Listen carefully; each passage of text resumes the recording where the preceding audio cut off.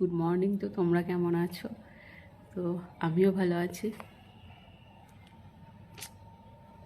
এইখানটাতে একটা পিম্পল বেরিয়েছে, পুরো বোঝা যাচ্ছে। তো এখন খাচ্ছি চা। তো আজকে একাই খাচ্ছি, আর টোস্ট বিস্কুট রয়েছে।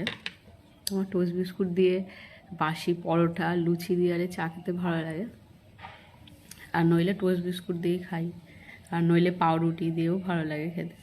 তো আজকে সকাল করে উঠেছি, তো রান্না বান্না করবো বলে সকাল করেই। তো এই কদিন ধরে খুবই গরম পড়ছে, আর রান্না করতেও আমার দেরিই হয়ে যাচ্ছে। তো এই জন্য আজকে ভেবেছি আজকে থেকে সকাল করেই রান্না করবো, যেহেতু গরম পড়ে যাচ্ছে।